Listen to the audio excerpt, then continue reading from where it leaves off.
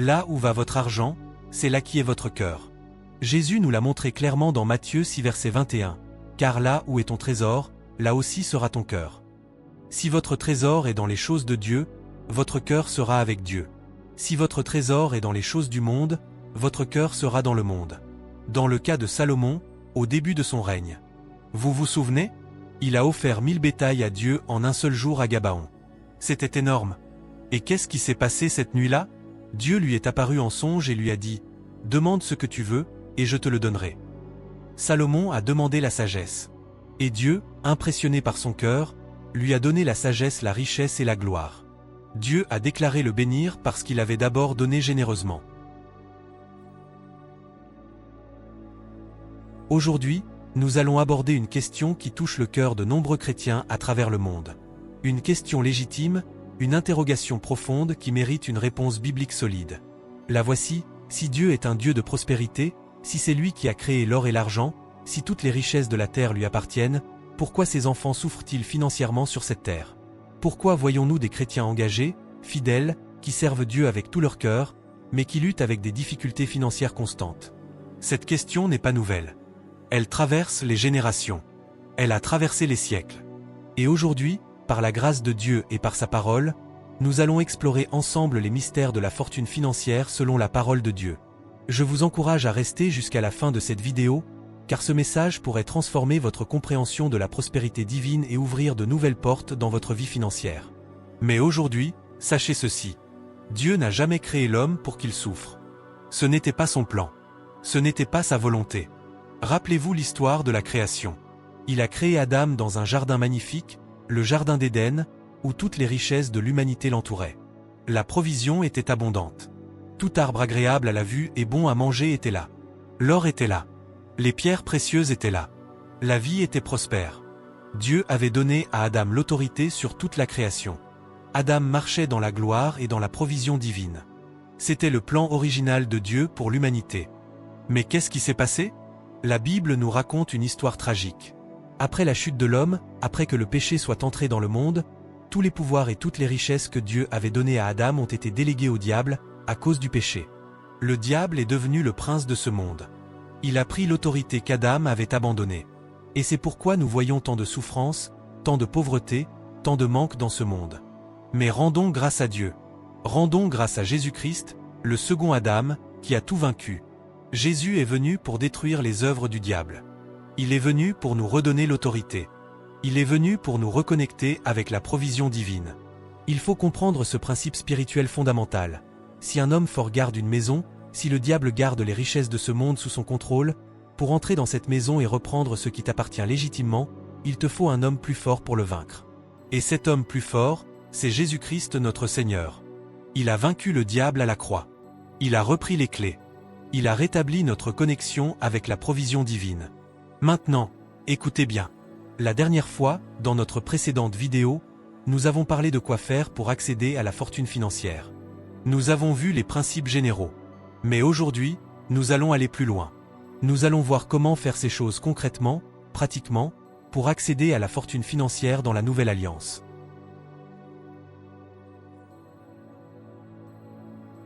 Numéro 1. Cherchez premièrement le royaume. Matthieu 6 verset 33 nous dit « Cherchez premièrement le royaume et la justice de Dieu, et toutes ces choses vous seront données par-dessus. » Remarquez que Jésus dit « cherchez premièrement ». Pas en deuxième position. Pas quand vous aurez le temps. Pas quand vous serez à l'aise. Premièrement. C'est une question de priorité. C'est une question d'ordre. Le royaume de Dieu doit être votre priorité numéro 1. Comprenez ceci, Dieu ne fait rien au hasard. Dieu fait toutes choses pour une raison précise, et surtout pour un but plus grand que nous-mêmes. La bénédiction financière n'est pas une fin en soi. C'est un moyen pour accomplir les desseins de Dieu sur la terre. Premièrement, et c'est fondamental, Dieu bénit un homme à cause de son dévouement pour l'avancement de son royaume. Dieu regarde ton cœur. Dieu regarde tes motivations. Dieu regarde ton engagement. La dîme n'est pas une machine à prospérité. Je dois être clair sur ce point, parce que beaucoup ont mal compris ce principe. La dîme n'est pas directement une machine de prospérité sur laquelle tu appuies comme sur un bouton pour que l'argent sorte automatiquement. Ce n'est pas une formule magique. Ce n'est pas un distributeur automatique de billets. Si tu donnes la dîme avec cette mentalité, tu passes à côté de l'essentiel. D'abord, avant tout, tu dois donner la dîme à cause de ta reconnaissance pour tout ce qu'il a fait pour toi. C'est une question de cœur avant d'être une question d'argent. Permettez-moi de vous rappeler une histoire que nous avons tous lue dans les Écritures. Jésus était assis près du tronc du temple. Il observait comment les gens donnaient leurs offrandes. Les riches donnaient de grosses sommes. Ils faisaient du bruit avec leur argent. Ils voulaient être vus. Mais Jésus n'a pas été impressionné. Puis une veuve pauvre est venue. Elle a donné 2 petites pièces. Presque rien selon les standards humains. Mais Jésus a dit quelque chose de puissant, cette femme a donné plus que tous les autres. Pourquoi ? Comment est-ce possible ? Parce qu'elle n'a pas seulement donné de l'argent. Elle a donné tout son cœur. Elle a donné toute sa vie. Elle a donné tout ce qu'elle avait pour vivre. Les riches ont donné de leur surplus. Elle a donné de son nécessaire. C'est profond. Et c'est puissant. Dieu ne regarde pas la quantité. Dieu regarde la qualité de ton cœur. Dieu regarde ton sacrifice. Dieu regarde ton engagement. Alors, que devez-vous faire concrètement ? Pensez d'abord à améliorer votre relation avec Dieu. Investissez du temps dans la prière. Investissez du temps dans sa parole. Apprenez à le connaître intimement. Ensuite, engagez-vous activement dans son service. Trouvez votre place dans le corps de Christ. Utilisez vos dons. Mettez vos talents au service du royaume. Quand vous faites cela, quand votre cœur est aligné avec le cœur de Dieu, alors Dieu ouvrira les écluses des cieux sur vos affaires. Il l'a promis dans Malachie 3, verset 10. Si vous avez compris ce premier point, si cela a touché votre cœur, écrivez Amen dans les commentaires pour que je sache que vous êtes là et que vous avez reçu cette révélation.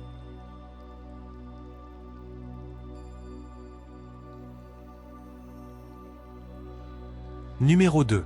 Les dons de l'esprit, spécialement le plus grand de tous, l'amour.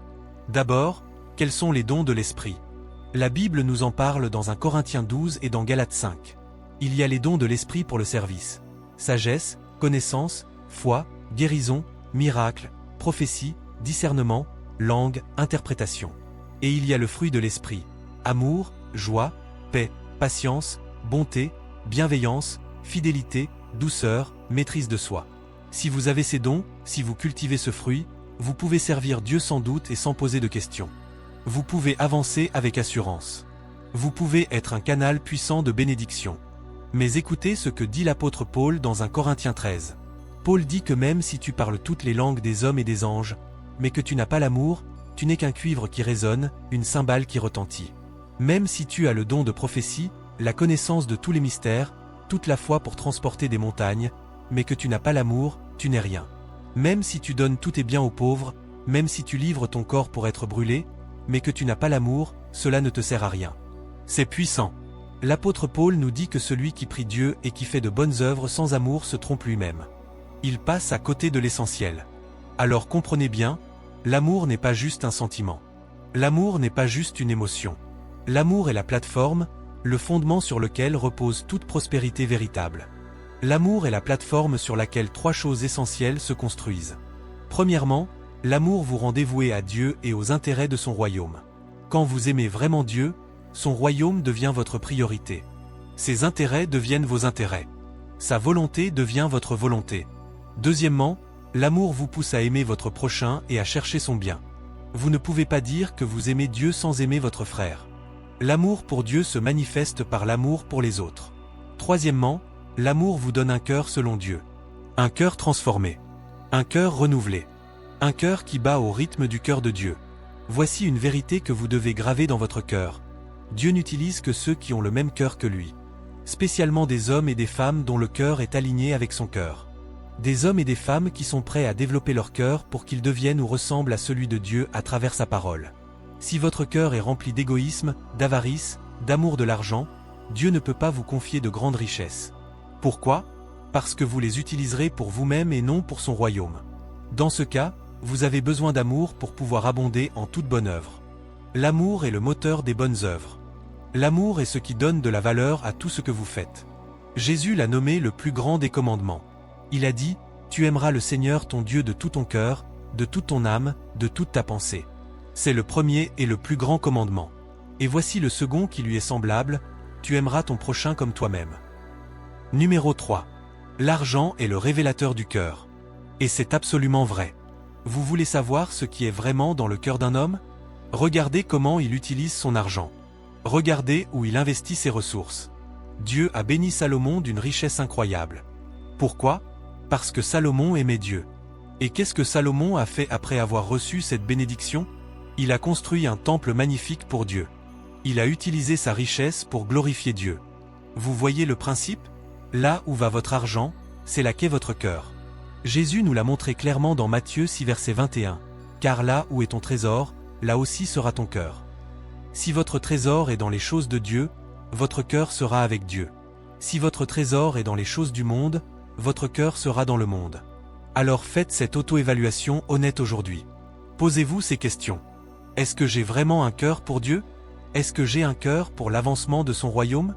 Est-ce que j'aime vraiment apporter de l'aide aux nécessiteux? Si la réponse est oui, alors engagez-vous. Engagez-vous pleinement dans cette voie de la prospérité divine. Vous n'aurez pas honte à la fin si vous faites bien les choses. C'est une promesse. Dieu lui-même a dit dans Malachie 3 verset 10. « Mettez-moi ainsi à l'épreuve, dit l'Éternel des armées. Et vous verrez si je n'ouvre pas pour vous les écluses des cieux, si je ne répands pas sur vous la bénédiction en abondance. » Dieu vous invite à le mettre à l'épreuve. C'est le seul domaine où Dieu dit « Testez-moi ». Numéro 4. Des dons que vous faites. Pas seulement la dîme, mais les dons, les offrandes volontaires, les actes de générosité. Ce point est très crucial, et beaucoup ne le comprennent pas. Alors, prête bien attention. Commençons par le commencement. La dîme et les offrandes, c'est une loi établie par Dieu dans le livre du Deutéronome et réaffirmée dans toute la Bible. Si vous donnez fidèlement la dîme, Dieu vous bénira. C'est une promesse d'une alliance divine. C'est un principe établi. La dîme ouvre les fenêtres des cieux. Mais maintenant, écoutez-moi bien. Pour accéder à la prospérité véritable, et par prospérité je veux dire posséder des choses en abondance, des ressources suffisantes dont vous n'aurez même plus besoin jusqu'à la fin de votre vie, avoir plus qu'assez pour vous et pour bénir les autres, c'est un autre niveau. C'est un niveau supérieur. C'est une dimension différente de la bénédiction. À ce niveau-là, vous aurez besoin de plus qu'une simple dîme. Vous aurez besoin de faire des dons. Des dons volontaires. Des dons généreux. Des dons sacrificiels à Dieu. La Bible établit un principe puissant dans Galates 6 verset 7. Elle dit, « Ne vous y trompez pas, on ne se moque pas de Dieu. Ce qu'un homme aura semé, il le moissonnera aussi. » C'est une loi spirituelle aussi sûr que la loi de la gravité dans le monde physique. Si vous semez l'amour, vous allez récolter l'amour. Si vous semez la générosité, vous allez récolter la générosité. Si vous semez l'avarice, vous allez récolter l'avarice. De même, si vous semez les œuvres de charité, si vous investissez dans le royaume de Dieu, si vous prenez soin des nécessiteux, alors vous et vos enfants ne manquerez de rien. Sachez que lorsque la responsabilité est grande, Dieu s'engage à déverser des bénédictions conséquentes pour la couvrir. Dans Psaume 37 verset 25. David, l'homme selon le cœur de Dieu, témoigne, « J'ai été jeune, j'ai vieilli, et je n'ai point vu le juste abandonné, ni sa postérité mendiant son pain. » Le juste ne manquera de rien. Mais qui est le juste? C'est celui qui vit selon les principes de Dieu, qui marche dans ses voies, qui sème généreusement dans son royaume. Mais attention, et c'est très important. Je ne vous dis pas que c'est obligatoire. Je ne vous dis pas que vous devez absolument donner de grosses sommes pour être béni. Dieu ne force personne. Dieu respecte votre libre arbitre. Dieu respecte votre liberté. Cela dépend du dévouement que chacun a pour Dieu. Cela dépend de votre appel. Cela dépend de votre but sur la terre. Cela dépend aussi de ce que Dieu vous demande personnellement. Certains sont appelés à être des financiers du royaume. D'autres sont appelés à d'autres formes de service. Chacun selon son appel. Vous connaissez tous l'histoire de Job. Un homme juste, un homme prospère, un homme béni. Job a dit quelque chose de révélateur dans Job 29. Il a dit, « La bénédiction de l'Éternel est sur moi car je prends soin des veuves et des orphelins. J'étais les yeux de l'aveugle et les pieds du boiteux. J'étais le père des pauvres. » Vous voyez?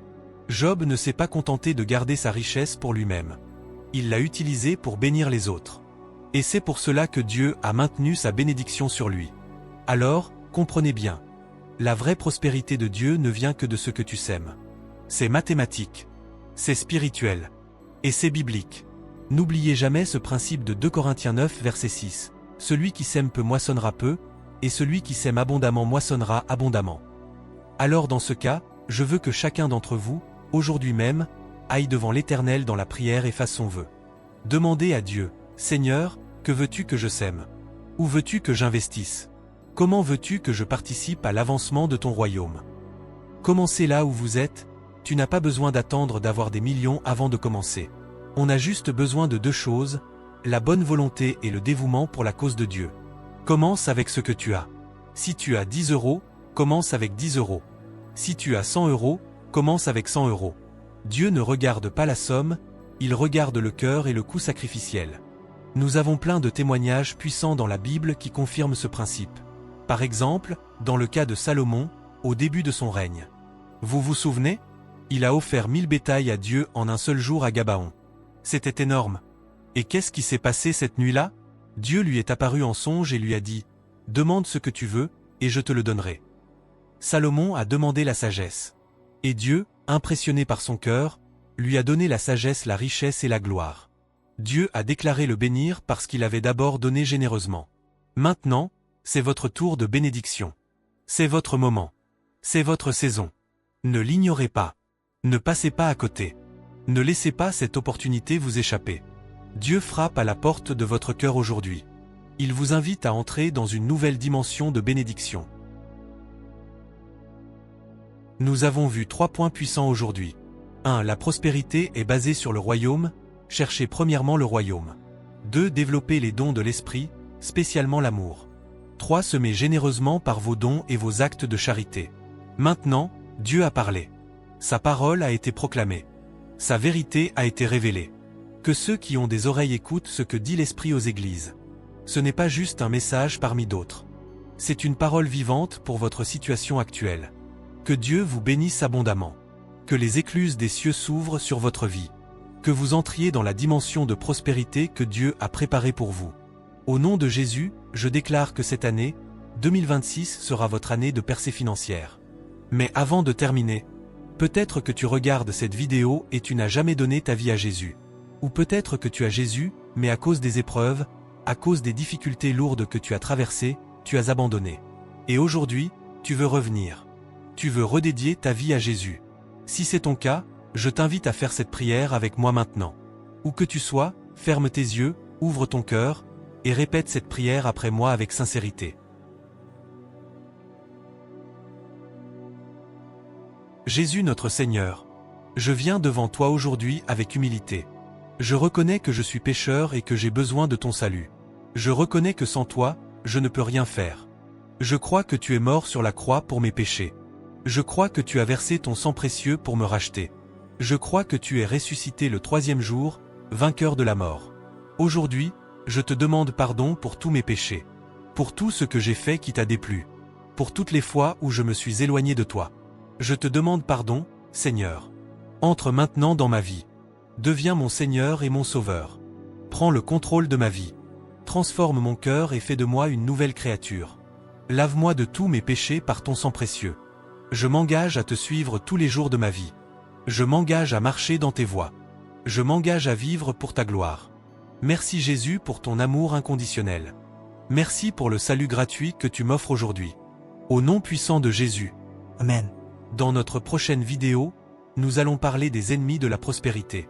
Quelles sont les choses qui bloquent votre prospérité? Comment les identifier et les vaincre? Ne manquez pas cette vidéo.